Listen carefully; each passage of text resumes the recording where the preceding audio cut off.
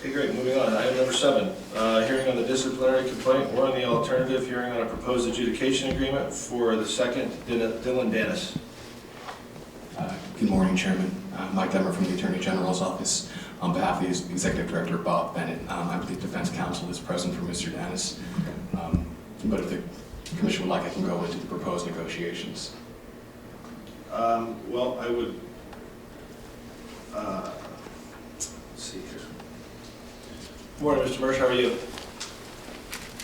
Good morning, Mr. Chairman, members of the Commission, Executive Director Bennett, Michael Mersch for Mr. Danis. Thanks for letting me be here today. Thank you for being here. If okay with you, should I let Attorney General Detmer read the proposed adjudication agreement? I'm assuming. Yes, sir, that'd be fine with us. I'm assuming that you're okay with it since your client's signature is on the document. Yes, sir. Okay, great. Thank you. Thank you, Chairman. Please proceed. On October 6, 2018, the respondent, Dillon Danis, participated in UFC 229 as a second to Conor McGregor in his contest against Khabib Nurmagomedov. Following the contest, Nurmagomedov moved towards McGregor's corner while pointing at and exchanging words with individuals located there, with Mr. Danis being amongst them. At or about this time, the respondent, through hand gestures, challenged Nurmagomedov to come to him, to leave the octagon. And by hand gestures, what I'm referring to is with his hand and fingers waved towards him as if to say, come to him. Subsequently, Mr. Nurmagomedov jumped over the octagon fence and into the gallery where they engaged in a physical confrontation, and then they were separated by event security. However, after they were separated, the respondent, in one or more instances, had to be physically restrained from participating in the ensuing melee. And this is at a time when event security was actively trying to control the situation and extinguish it. Additionally, the respondent, and again this is after he had been separated from the melee, made obscene gestures towards a member or members of Mr. Nurmagomedov's team and or the public, to wit, extending his middle finger towards him or them. Again, this is at a time when event security was actively trying to create or maintain peace within the arena. On January 7th and then on February 1st, the Executive Director filed a disciplinary complaint and then an amended disciplinary complaint, respectively, as these actions constitute foul and unsportsmanlike conduct. The proposed adjudication agreement, which is before the Commission today, is for proposed resolution of that complaint. Under the terms of the agreement, there would be a 7-month suspension, which would expire on May 6, 2019. And he would also pay a fine in the amount of $7,500, and he would remain suspended until that fine is paid in full, or that there's a payment plan that's been approved by the Director. Again, these are a generalized statement of the terms and the facts. The specifics are provided more fully within the document itself, but I'm happy to answer any questions the Commission may have in these regards. Thank you. Are there any questions for Deputy Attorney General Detmer? Deputy Attorney General, do we have any precedent for this type of action? The event itself is fairly unique. I mean, you can find things which are tangentially related to it, but as a whole, it's fairly unique. And the endeavor is to find a combination of suspension time, fines that addresses creates a fair and just resolution of the facts and circumstances as presented. Okay, thank you.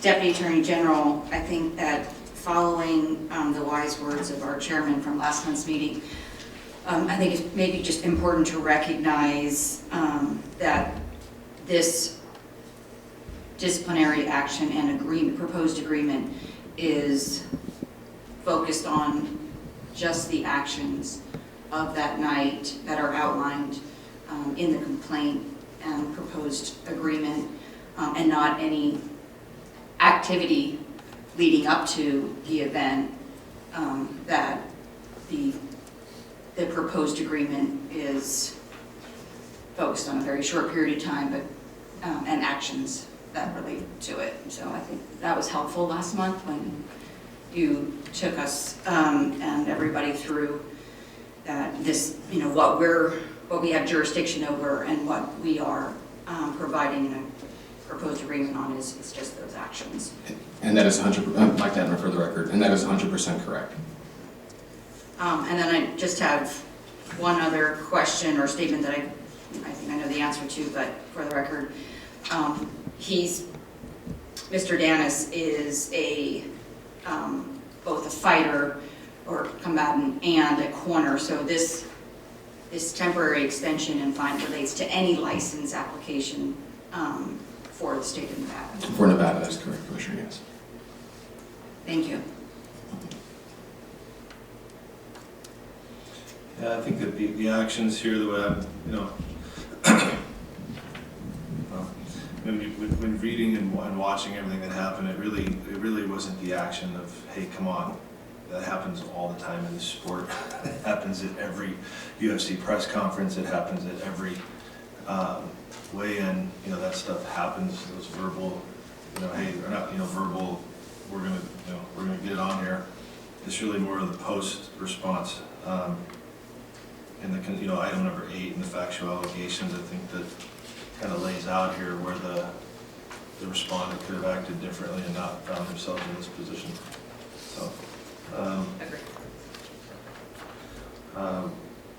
Okay, Commissioner Hahn, do you have any questions on the phone? No, I don't, Mr. Chairman. Thank you. Okay, great. All right, well, Mr. Dever, do you have anything you'd like to add, or? I do not. Mr. Mersch, No, Mr. Chairman, as Mr. Danis has indicated by signing this agreement, he's amenable to the terms and conditions set forth therein. And again, I just wanted to thank Deputy Attorney General Detmer, represents the Commission in a very professional manner, and I wanted to thank him for that. Great, thank you. Okay, I would look for a motion to approve the proposed adjudication agreement on item number 7 for second Dillon Danis. So moved, Mr. Chairman. Second. All in favor? Aye. Great, motion passes unanimously. Thank you all. Thank you.